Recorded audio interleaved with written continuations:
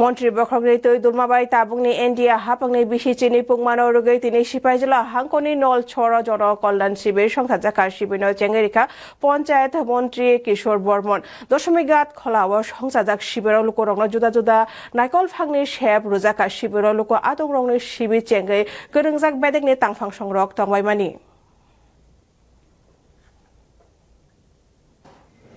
এবং নরেন্দ্র মোদীর এই 12 বছরের শাসন ক্ষমতা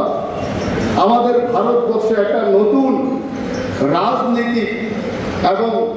সংস্কৃতির একটা নতুন রাজনৈতিক সংস্কৃতির প্রতিষ্ঠার বছর।